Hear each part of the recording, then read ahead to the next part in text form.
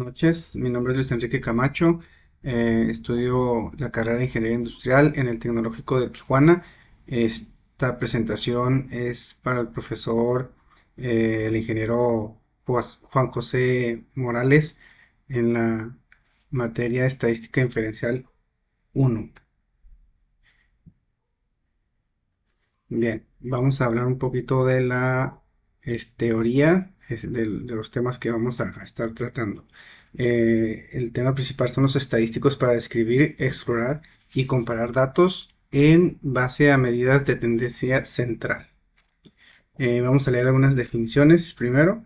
Tenemos la medida de tendencia central. Nos dice que es un valor que se encuentra en el centro o a la mitad de un conjunto de datos.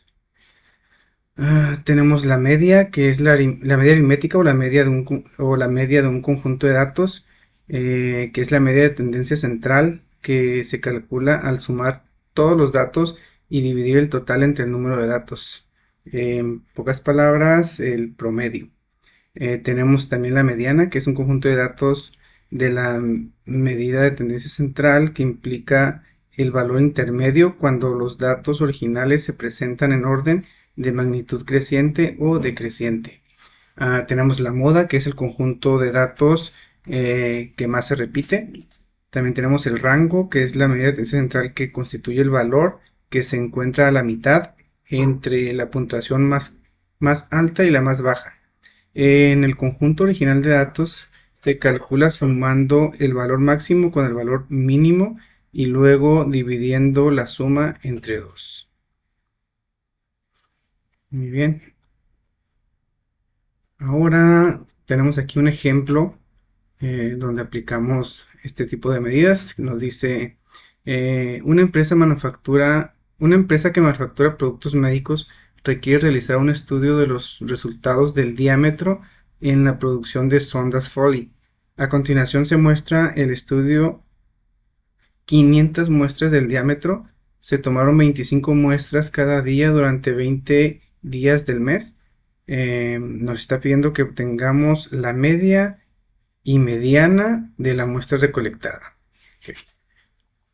Vamos a abrir este archivo en Minitab, donde ya tenemos la información precargada y vamos a sacar la información que nos solicita.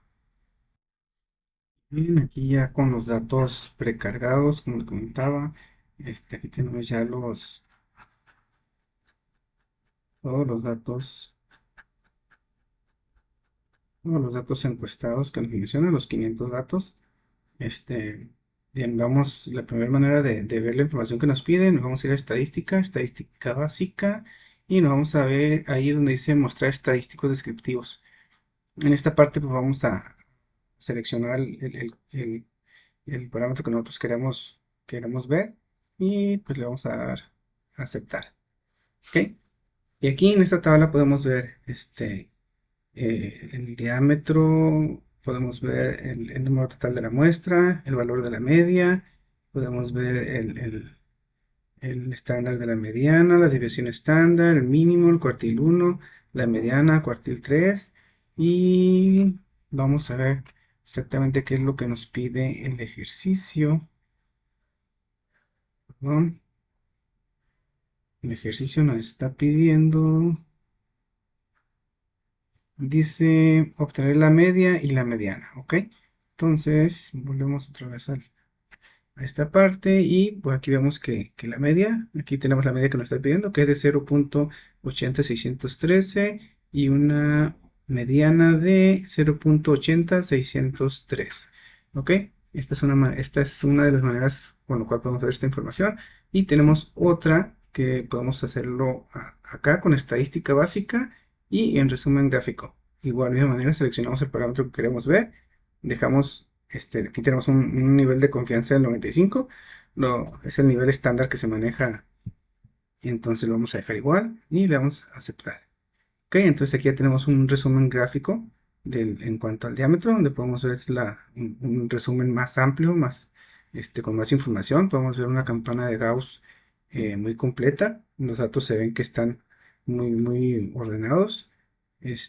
Aquí tenemos lo que nos está solicitando, que es la media, y tenemos la mediana. Son los mismos datos que acabamos de ver ahorita.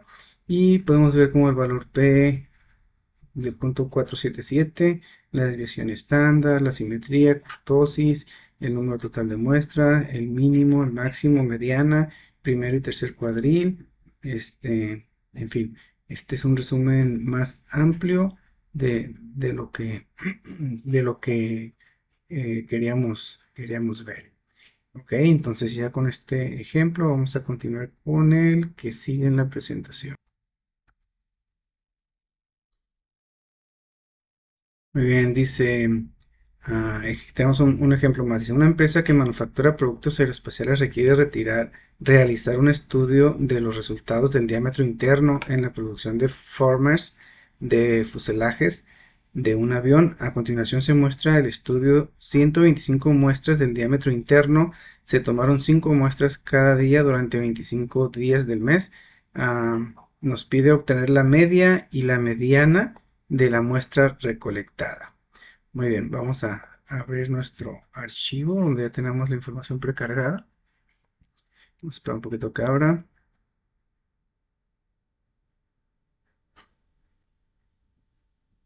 Muy bien, entonces aquí tenemos ya los 125 datos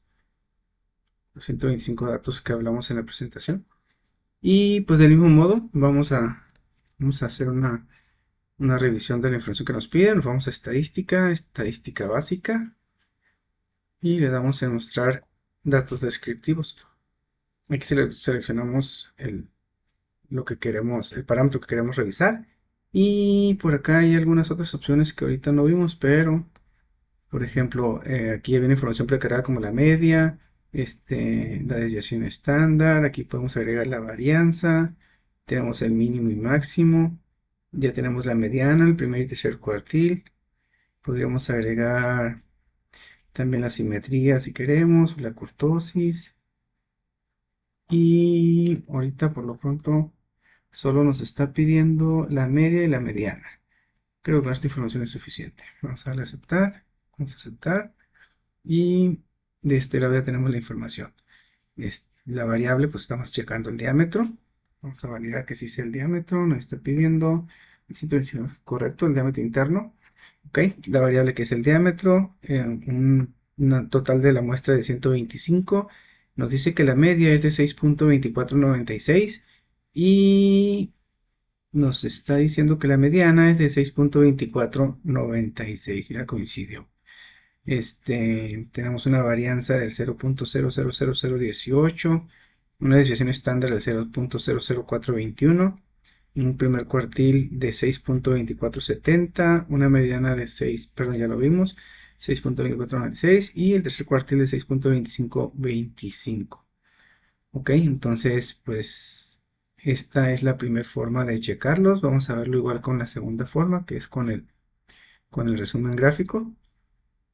Seleccionamos igual diámetro, dejamos el nivel de confianza que ya tenemos, le damos a aceptar y aquí tenemos la información completa. Tenemos nuestra campana de Gauss, los datos pues se ven más o menos en orden, centrados. Tenemos un valor de significancia de 0.561. Aquí tenemos la información de la media, que es 6.2496, la desviación estándar 0.042, la varianza nos dice que está en 0, una simetría de menos 0.029340, los datos están un poquito recargados a la izquierda, la campana de Gauss no se ve completa, eh, la muestra total de 125, un mínimo de 6.23, el primer cuartil, mediana, tercer cuartil, máximo de 6.26. Pues bueno, entonces en este tipo de gráfico, pues queremos este, ampliar los datos que queremos ver sobre nuestra variable, pues es muy recomendable. Ok, entonces vamos a continuar con la presentación. Veamos qué más sigue.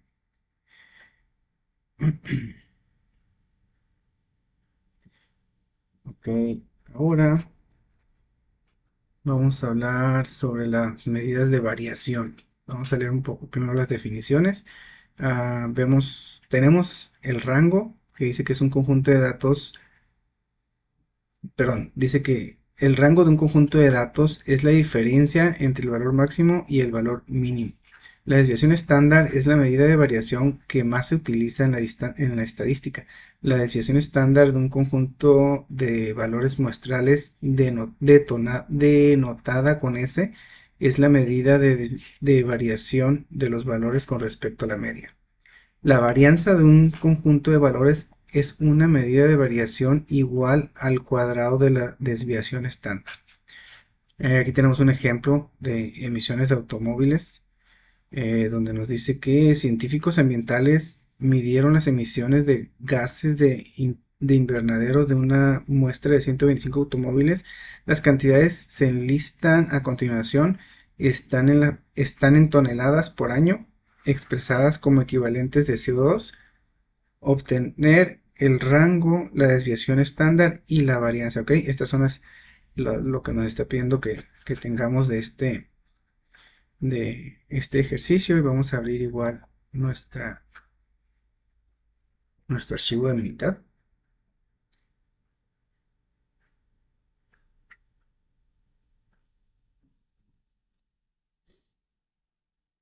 Listo, aquí tenemos ya los datos recabados. Son 125 muestras, número de autos y las toneladas de CO2 que emiten al año. Ok, entonces revisamos de nuevo. Dice que obtengamos el rango y la desviación estándar.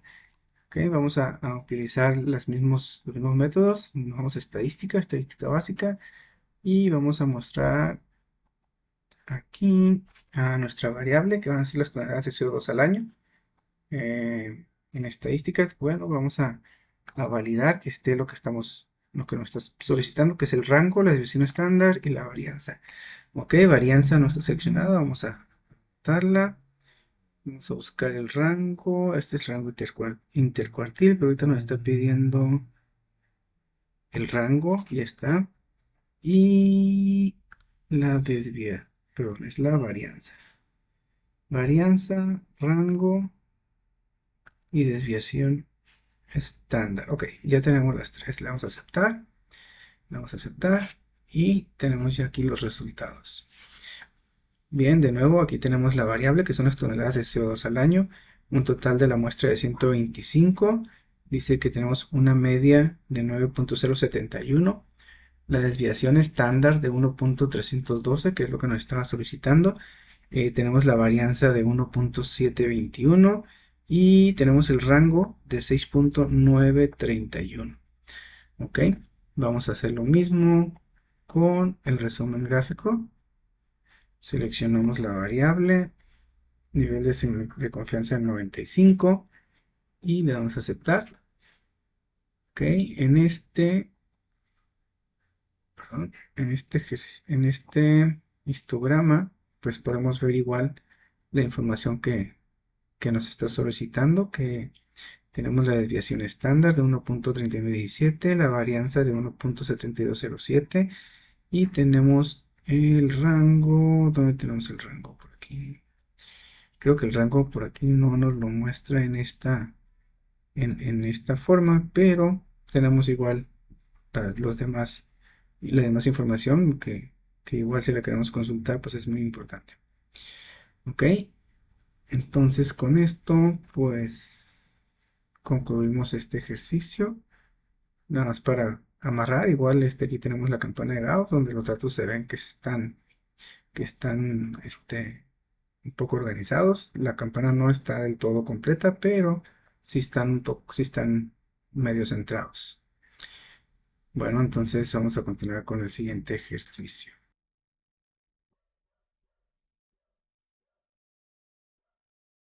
Muy bien, aquí tenemos otro ejercicio más. Entonces, ejercicio, años para obtener el título de licenciatura. A continuación, se presenta el tiempo en años que le tomó a una muestra aleatoria a estudiantes universitarios obtener su título de licenciatura, según los datos de US National Center for Education Statistics, obtener el rango, obtener la desviación y obtener la varianza.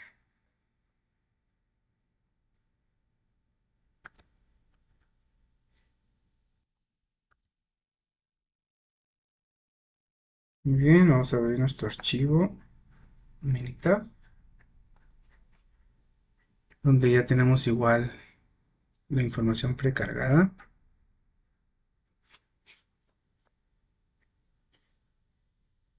Bien, nos dice que aquí tenemos el número de estudiantes, son 30 estudiantes y el tiempo en años.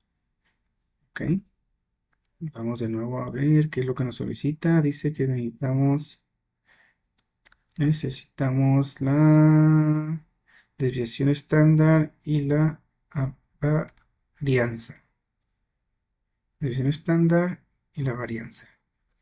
Ok, podemos hacerlo de la misma manera. Estadística, estadística básica, mostrar datos descriptivos.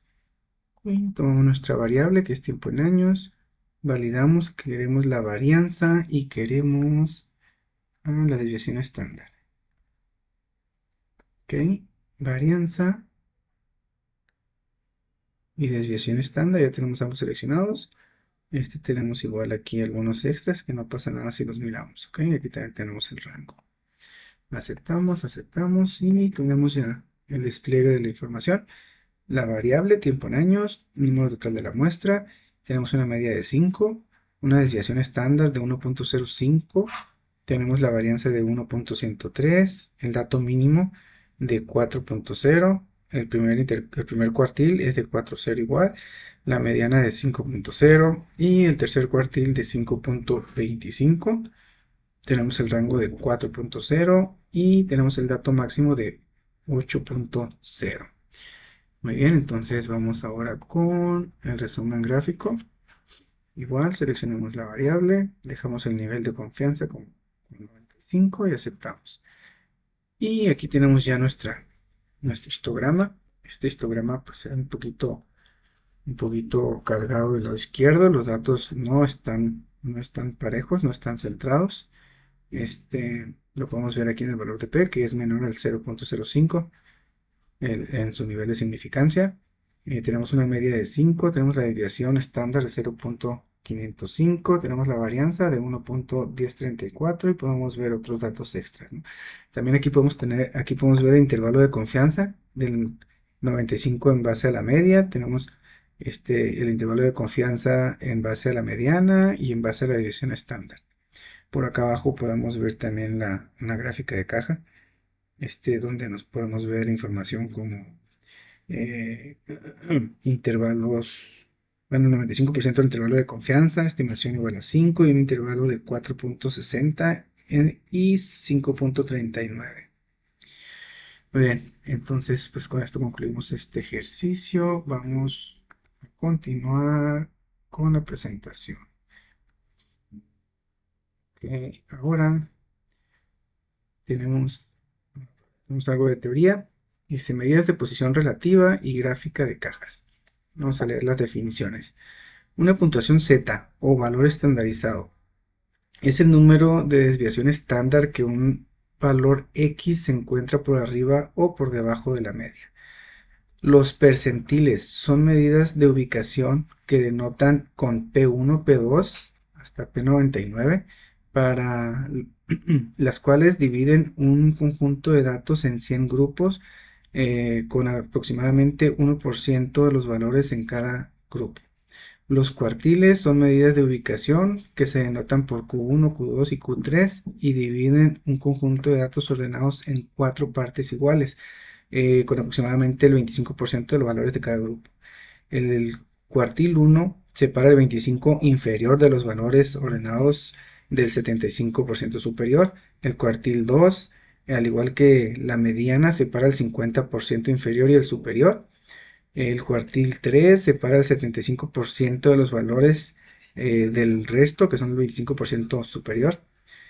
Y para el conjunto de datos, el resumen de los 5 números consiste en el valor mínimo, el primer cuartil, la mediana o segundo cuartil, el tercer cuartil Q3 y el máximo valor. Una gráfica de caja o diagrama de caja de bigotes es una gráfica de un conjunto de datos consistente en una línea que se extiende desde el valor mínimo hasta el valor máximo y una caja con líneas trazadas en el primer cuartil Q1, la mediana y el tercer cuartil Q3. Ok, aquí tenemos unos ejemplos. Dice pesos de Coca-Cola regular y Pepsi regular en libras. Utilice la misma escala para construir gráficas de caja para los pesos en libras Coca-Cola regular y Pepsi regular de los conjuntos de datos. Utilice la gráfica de caja para comparar los conjuntos de datos. Muy bien, vamos a abrir nuestro archivo Minitab que ya tenemos precargado.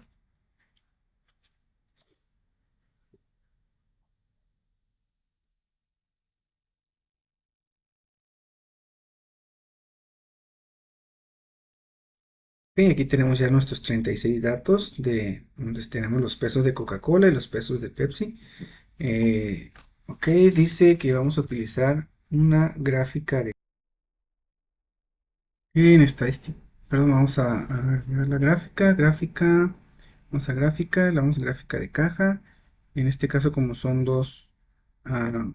son dos columnas las que vamos, conceptos los que queremos comprar, le vamos a dar aquí en Y1 y Y2. Aceptamos. Aquí ya me aparece porque yo ya había practicado con esto, pero aquí seleccionamos ambas variables, le damos doble clic a cada una para que se agreguen. Y por aquí tenemos la escala, que no la vamos a modificar nada. En etiquetas podemos ponerle aquí el nombre que queramos usar. En este caso le vamos a poner aquí comparación de pesos. Coca-Cola y versus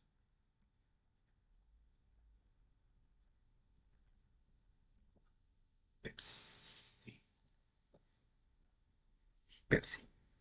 Ok. Etiqueta de datos, pero lo bajamos así, aceptamos.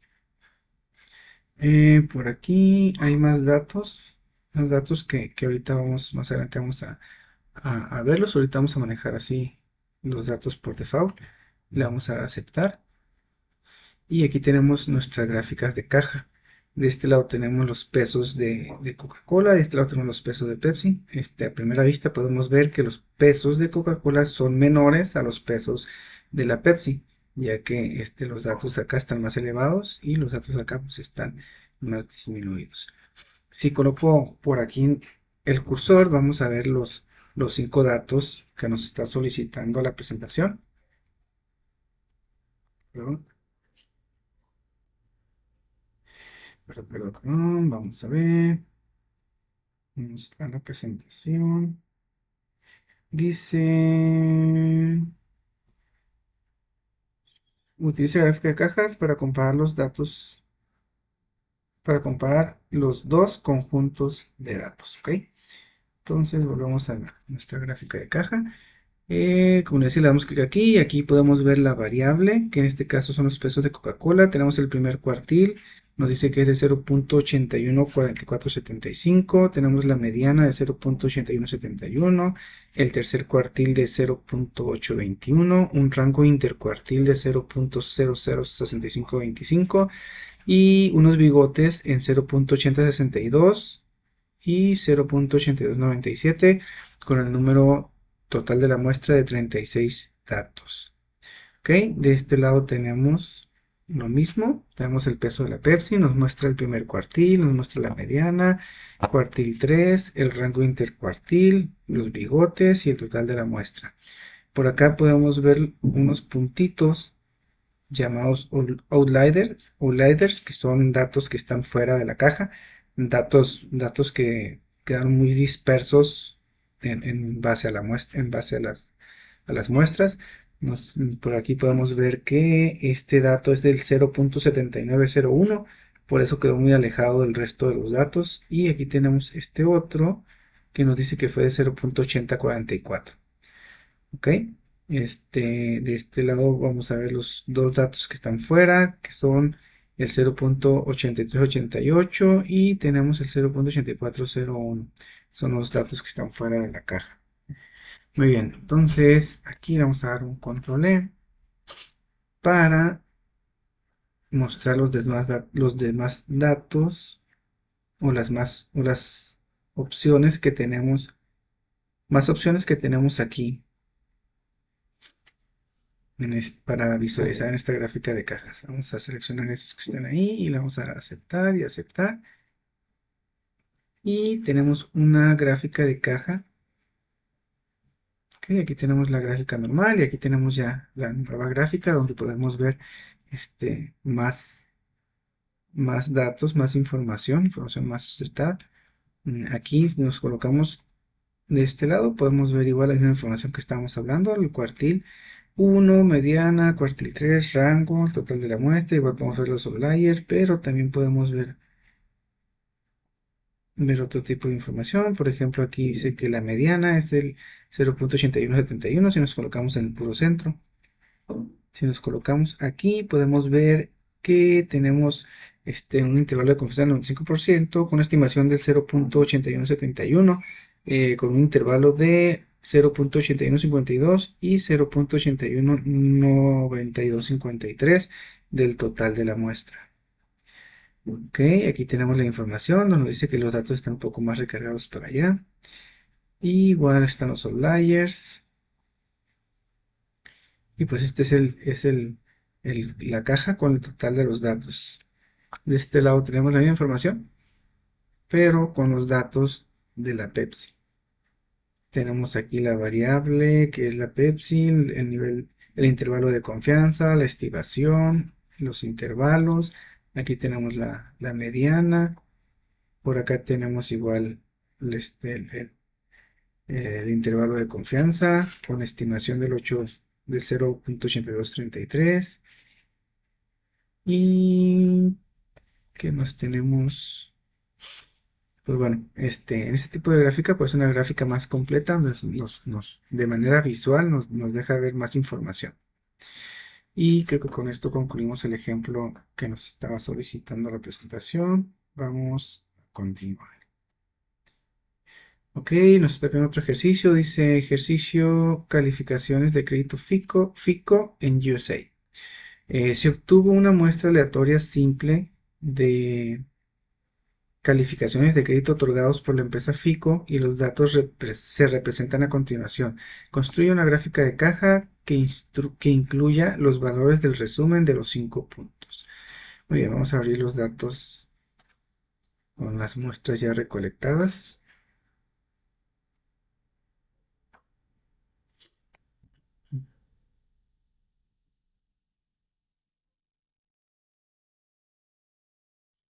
Listo, aquí tenemos la información de las 30 muestras ya recolectadas con los números de crédito y la calificación FICO. Ok, nos vamos a ir con esta información con gráfica. Vamos a buscar gráfica de caja. De igual manera vamos a agarrar la gráfica de Y1 y Y2. Perdón, vamos a agarrar hoy nada más una porque hoy vamos a checar nada más la calificación FICO. Ok, le damos a aceptar. Seleccionamos la variable. Aceptamos. Y aquí está nuestra gráfica de caja. Ok, colocamos el cursor aquí y podemos ver así los 5 datos que nos está solicitando el ejercicio, donde podemos ver el primero que es el cuartil 1 de 690.162, una mediana del 751.798, un cuartil 3 de 852.342, el rango intercuartil de 162.180, unos bigotes en 568.187 y 985.659 con un total de la muestra de 30 datos recolectados. Muy bien, pues este fue la gráfica para el ejercicio. Vamos a continuar con la presentación. Ok, dice probabilidad, conceptos básicos de la probabilidad. Definiciones. Un evento es cualquier conjunto de resultados o consecuencias de un procedimiento. Un evento simple es un resultado o un evento que ya no se puede desglosarse en componentes más simples. El espacio muestral de un procedimiento se compone de todos los eventos simples posibles, es decir, el espacio muestral está formado por todos los resultados que ya no pueden desglosarse más. Notación de probabilidades. P denota una probabilidad, A, B y C denotan eventos específicos, PA denota probabilidad de que ocurra el evento A. Tres formas diferentes para calcular la probabilidad de un evento. 1. Aproximación de la probabilidad por frecuencias relativas. 2. Método clásico de la probabilidad. Requiere resultados igualmente probables. Y 3. Probabilidades subjetivas. Ok. La número 1. Aproximación de la probabilidad por frecuencias relativas. Realice u observe un procedimiento y cuente el número de veces que el evento A ocurre en realidad. Con base a estos resultados reales, probabilidad de A se estima de la siguiente forma. ¿Ok? Probabilidad de A es igual al número de veces que ocurrió A entre el número de veces, perdón, entre el número de veces que se repitió el procedimiento. Ok. Aproximación de la probabilidad por frecuencias relativas. Ejemplo, probabilidad de que un automóvil sufra un accidente. Y se calcula la probabilidad de que un automóvil seleccionado al azar en Estados Unidos se accidente durante este año. En un año reciente, un total de 135.670.000 automóviles registrados en Estados Unidos, según datos obtenidos, 6.511.100 se accidentaron. Ahora podemos utilizar el método de frecuencias relativas de la siguiente manera. Probabilidad de accidente es igual al número de automóviles de accidentes entre el total de automóviles. Probabilidad de accidente es igual a los 6.511.100 sobre 135.670.000, que nos da un total de un resultado de 0.048. No es posible utilizar este método clásico ya que los resultados accidente-ausencia de accidente no son igualmente probables. Ok, otra forma. Método clásico de probabilidad requiere resultados igualmente probables. Suponga que un procedimiento dado tiene n eventos simples distintos y que cada uno de esos eventos simples tiene la misma probabilidad de ocurrir. Si el evento A puede ocurrir en S de esas formas, n formas, entonces probabilidad de A es igual al número de formas en que puede ocurrir A entre el número de eventos simples diferentes, que es igual a S sobre n. Ok, el método clásico de probabilidad requiere resultados igualmente probables. Ejemplo, probabilidad para ganar el premio mayor. Determinar la probabilidad de ganar el premio mayor de la lotería al seleccionar 6 números entre 1 y 60. Cada combinación tiene las mismas posibilidades de ocurrir. Nos dice que 60 combinación 6 es igual a 50.063.860. Ok, entonces probabilidad de A es igual a 1 entre 50.063.860, que nos da igual a 0.000000002. Es una probabilidad relativamente muy baja. Ok, probabilidades subjetivas. Probabilidad de A, la probabilidad del evento A se estima con base en el conocimiento de las circunstancias relevantes. Probabilidad subjetivas. Ejemplo. Probabilidad de que un astronauta sobreviva en una nave espacial. Estimar la probabilidad de que un astronauta sobreviva a una misión en una nave espacial. Los expertos consideran los eventos pasados junto a los cambios en las tecnologías y las condiciones para hacer una estimación de probabilidad. Hasta la publicación de este libro, los científicos de la NASA estimaron una probabilidad del 0.99. Muy bien, aquí tenemos un ejercicio. Dice, ejercicio género de los hijos. Analice la siguiente lista de los 8 resultados posibles cuando una pareja tiene 3 hijos. Ok, en esta tablita podemos ver que dice el primer hijo, segundo hijo, tercer hijo, y estas son las posibles combinaciones este, que existen para los 3 hijos. Aquí nos está pidiendo que calculemos la probabilidad de cada evento. ¿Ok? Tenemos que de la muestra de la muestra tenemos 8 posibles resultados, que son estos de aquí: 1, 2, 3, 4, 5, 6, 7 y 8, que vienen siendo los mismos: boy, boy, boy, boy, boy, girl, boy, girl, boy, girl, boy, boy, boy, girl, girl, girl, boy, girl, y así sucesivamente. Lo que nos está pidiendo en el inciso A, que haya exactamente una niña, ¿ok? Entonces, en base a la tablita, podemos ver que el primero no coincide porque solo son niños. El segundo dice niño, niño, niña. Este sería la primera probabilidad. Luego dice niño, niña, niño. Este también coincide, ya que pide uno. El tercero dice niño, niña, niña. Aquí ya no coincide, ya son dos niñas. El otro dice niña, niño, niño. Coincide, ya que es una niña. Entonces aquí ya damos 3 de 8.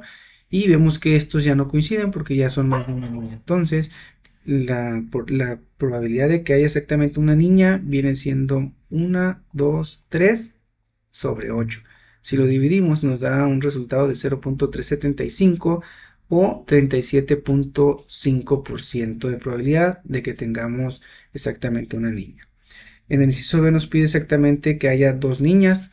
De igual manera nos vamos a la tablita y vemos que existe uno, que existen dos y existen tres posibilidades de que haya niña, que son estas de aquí: 1, 2, 3 sobre 8, que es el total de la muestra. Nos da el mismo resultado, que es de 0.375 o el 37.5% de probabilidades.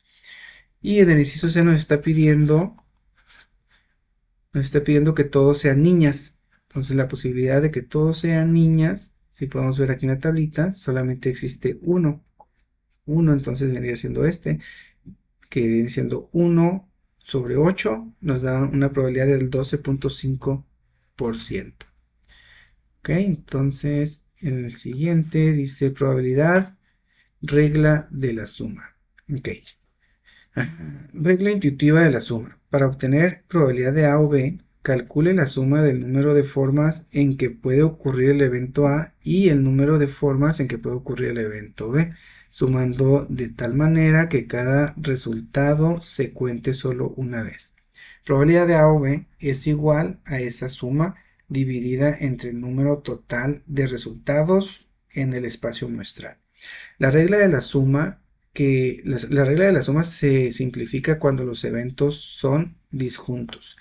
Los eventos A y B son disjuntos o mutuamente excluyentes cuando ambos no pueden ocurrir al mismo tiempo, es decir, los eventos distintos no se traslapan. Entonces, probabilidad de A o B es igual a probabilidad de A más probabilidad de B, como nos muestra aquí en la imagen. Probabilidad A, probabilidad de B. Definiciones. Tenemos una definición: es el complemento de un evento A denotado con la letra A con una rayita arriba. Consiste en todos los resultados en los cuales el evento A no ocurre. Eventos complementarios. Algunas veces necesitamos calcular la probabilidad de que un evento A no ocurra. No siempre no siempre se calcula la probabilidad de que un evento ocurra, sino que también puede ser el inverso. ¿Ok? Un ejemplo de eso es, por ejemplo, en un partido de fútbol puedes calcular la probabilidad de que un equipo gane, pero también puedes calcular la probabilidad de que un equipo pierda. Ok, regla de la suma para eventos complementarios disjuntos. Nos dice que la probabilidad de A o A denotada es igual a la probabilidad de A más la probabilidad de A denotada, que es igual a 1, como nos muestra la imagen. Aquí tenemos un ejemplo de prueba del polígrafo. Dice: suponiendo que se elige al azar a una de las 98 personas que fueron sometidas a la prueba, calcule la probabilidad de elegir un sujeto con un resultado de prueba negativo o que no mintió. Aquí tenemos la tabla donde dice el sujeto realmente mintió. Luego se divide en no mintió y sí mintió. De este lado tenemos los resultados de la prueba positivo, que son 15 que mintieron, 15 que no mintieron, 42 que sí mintieron, y así sucesivamente. Entonces, nos vamos al ejemplo. Me dice: ejemplo, prueba del polígrafo. Suponiendo que se elige al azar una de las 98 personas que fueron sometidas a la prueba, calcule la probabilidad de elegir a un sujeto con un resultado de prueba negativo o que no mintió. La solución de P de probabilidad negativo o no mintió o probabilidad de negativo, perdón. Muy bien, ahora vamos a ver conceptos básicos de probabilidad. Tenemos unas definiciones. Nos dice, un evento es cualquier conjunto de resultados o consecuencias de un procedimiento. Un evento simple es un resultado o un evento que ya no puede desglosarse en componentes más simples y un espacio muestral de un procedimiento que se compone de todos los procedimientos simples posibles. Muy bien. Creo que esto ya lo hemos visto. Nos quedamos acá. Ok, ejemplo de probabilidad de que un automóvil sufra un accidente. Y se calcula la probabilidad de que un automóvil seleccionado al azar en Estados Unidos. Ah, perdón. Creo que tuve un problema con la presentación. Segundito. Muy bien, aquí nos quedamos. Vamos a ver, ejemplo de prueba de polígrafo. Suponiendo que se elija al azar a una de las 98 personas que fueron sometidas a la prueba, calcule la probabilidad de elegir un sujeto con un resultado de prueba negativa o que no mintió. La solución de probabilidad negativo no, o no mintió o probabilidad negativo, probativo y no mintió. Probabilidad negativo más probabilidad no mintió menos probabilidad negativo o no mintió entre total del espacio muestral. Ok, cambiando, yéndonos a los números, nos dice que la probabilidad de negativo es de 32, aquí lo tenemos, más la probabilidad de no mintió, que es 9, ok, menos la probabilidad de negativo y no mintió,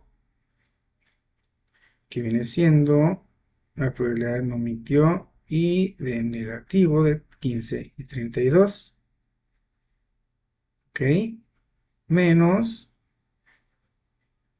la negativa y no mintió, perdón, que ya lo vimos, que es este, todo sobre el total de la muestra, que fueron la suma de todo esto, que es un total de 98. Entonces hacemos los cálculos, 32 más 9 son 41, más 47 menos 32 entre 98 nos da 56,98 avos, que es 0.5714 como resultado. Ok, aquí tenemos un ejercicio más. Nos dice, suponiendo que se elige al azar, ok, es el mismo, la misma tabla, donde nos está pidiendo. Ahora nos está pidiendo que la probabilidad negativo o la probabilidad emitió, esta es la fórmula, que es igual a probabilidad negativo más la probabilidad emitió menos la probabilidad negativo y la probabilidad emitió entre el total de muestras. Ok, aquí nos está pidiendo la probabilidad de que el sujeto tenga un resultado de prueba negativa o haya mentido. Para eso utilizamos la fórmula que les acabo de- de decir, de mencionar. Y si la trasladamos a los números reales, tenemos que la probabilidad de negativo o la probabilidad de mintió, que viene siendo 32 más 9, es perdón, esto es lo que estamos buscando, la probabilidad negativo, 32, más probabilidad de mintió, 9, más, más, probabilidad negativa, menos, perdón, la probabilidad negativo con la unión de probabilidad de mintió, que nos da probabilidad que mintió, 9, entre el total 98, nos da 41 más 51, menos 9, todo dividido entre 98, nos da 83 entre 98, con un resultado de 0.8469. Ok, ahora vamos a ver la siguiente. Nos dice regla de la multiplicación. La notación de la regla de multiplicación, probabilidad de A y B, es igual a la probabilidad. El evento A ocurre en un primer ensayo y el evento B ocurre en un segundo ensayo. que se denota como P de A y B es igual a P de A por P de B. ¿Ok? La regla para el cálculo de P de A y B se denomina regla de la multiplicación porque implica multiplicar la probabilidad del evento A por la probabilidad del evento B. Si el resultado del primer evento A afecta de alguna forma la probabilidad del segundo evento B, es importante ajustar la probabilidad de B para que se refleje la ocurrencia del evento A. Notación para la probabilidad condicional. Probabilidad de B condicional A representa la probabilidad de que un evento B ocurra después de suponer que el evento A ya ocurrió. Podemos leer BA como B dado A o como el evento B ocurre después de que el evento A haya ocurrido. Dos eventos A y B independientes cuando la ocurrencia de uno no afecta la probabilidad de la ocurrencia del otro. De manera similar, muchos otros eventos son independientes si la ocurrencia de cualquiera de ellos no afecta la probabilidad de ocurrencia de los demás. Si A y B no son independientes, se dice que son dependientes, donde dos eventos son dependientes si la ocurrencia de uno de ellos afecta la probabilidad de la ocurrencia del otro. Pero esto no necesariamente significa que uno de los eventos sea la causa del otro. Regla formal de la multiplicación. Si la probabilidad de A y B es igual a la probabilidad de A por la probabilidad de B dado A. Regla intuitiva de la multiplicación. Probabilidad de A y B, regla de la multiplicación, nos dice que A y B son independientes y sí, probabilidad de A y B es igual a la probabilidad de A por la probabilidad de B. Si no, la probabilidad de A y B es igual a la probabilidad de A por la probabilidad dado A. Probabilidad de B dado A. Asegúrese de calcular la probabilidad del evento B suponiendo que el evento A ya ocurrió. Perdón. Ejemplo de calidad, ejemplo control de calidad en la fabricación de marcapasos. Los marcapasos se implantan en los pacientes con la finalidad de estimular el pulso cuando el corazón ya no puede latir por sí mismo. Cada año se implantan más de 250.000 marcapasos en Estados Unidos. Por desgracia, los marcapasos en ocasiones fallan, aunque la tasa de fallas es baja, como del 0.0014 por año, según datos investigados por esta asociación de Meisel de la otra asociación. Ok, consideramos una pequeña muestra de 5 marcapasos que incluye 3 que funcionan bien denotados por B y 2 que son defectuosos denotados por D. Antes de proceder y para tener mayor claridad sería útil visualizar los 3 marcapasos que funcionan bien y los 2 marcapasos defectuosos como se muestra a continuación. Aquí nos vemos marcapaso bueno, bueno, bueno, marcapaso malo y malo. Okay. Si los dos marcapasos se seleccionan al azar con reemplazo, las dos selecciones son independientes, ya que el segundo evento no se ve afectado por el primero. En cada selección hay 3 marcapasos que funcionan bien y 2 defectuosos, de manera que obtenemos probabilidad de A, B, bueno, bueno, bueno, malo, malo. Probabilidad de B, bueno, bueno, bueno, malo, malo. Mientras sigan los 5 marcapasos, entonces la probabilidad va a ser la misma para ambos eventos. Ok, probabilidad de que el primer marcapasos es B y el segundo marcapasos es B es de 3 de 5 que tenemos aquí, 1, 2, 3 de total de 5. Ok, el segundo marcapasos que es probabilidad marcapasos de que sea B es igual, tenemos BBB de 1, 2, 3 de 5. Entonces 3 de 5 por 3 de 5 es igual a, se multiplica 3 por 3, 9, 5 por 5, 25, 9, 25 avos. Y que nos da, si dividimos, nos da un total de 0.36. Esta es la probabilidad, o el 36% de que salgan los dos primeros buenos. Ok, aquí tenemos otro ejemplo de los marcapasos. Dice, si los dos marcapasos se seleccionan al azar sin reemplazo, las dos selecciones son dependientes, ya que la probabilidad del segundo evento va a ser afectada por el primer resultado. En la primera selección, 3 de los 5 marcapasos funcionan bien. Después de elegir el marcapasos que funciona bien en la primera selección, quedan 4 marcapasos, incluyendo 2 que funcionan bien. Por lo tanto, si tenemos 3 que funcionan bien y 2 que no funcionan bien, si haces la primera elección del marcapasos que te salió bien, entonces para la segunda probabilidad de B ya no vas a tener los 3, ya vas a tener 2 buenos y 2 malos. Entonces, nos quedaría como probabilidad de que el primer marcapasos es B y el segundo marcapasos es B. Nos quedaría, en el primer caso es 3 de 5 y en el segundo, al ya no tener la probabilidad de A, entonces nos quedarían 2 de 4. Hacemos la multiplicación, 3 de 5 por 2 de 4 y nos da 3 por 2, 6 y 5 por 4, 20. 6 entre 20 nos da un porcentaje del 30% o 0.3. Ok, ejercicios neumáticos defectuosos. Eh, un segundo. Una compañía produjo un lote de 5.000 neumáticos que incluye exactamente 200 que están defectuosos. A. Si se seleccionan al azar 4 neumáticos para instalarlos en un automóvil, ¿cuál es la probabilidad de que todos estén en buenas condiciones? Muy bien, aquí tenemos probabilidad de que los 4 neumáticos sean buenos, es igual a la probabilidad de 1 por la probabilidad de 2 por la probabilidad de 3 por la probabilidad de 4.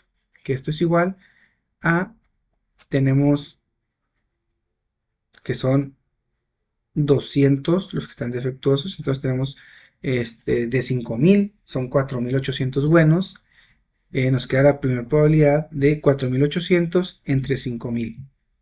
¿Ok? Este se multiplica por, al sacar el primero nos quedaría 4.799 entre 4.999. ¿Por qué? Porque se está descontando la primera probabilidad del primer neumático que obtuvimos, luego el segundo, luego el tercero, por eso se va disminuyendo uno. Que al final nos da un resultado de 0.96. Si dividimos esto sobre esto, nos da 0.96 por 0.9599 por 0.9599 por 0.96, que son los resultados de estas divisiones, y nos da un aproximado de 0.8492. Esta es la probabilidad de que los 4 neumáticos sean buenos. Y bueno, pues con esto concluimos la serie de ejercicios de esta actividad y espero que les haya agradado, que les haya entendido. Gracias.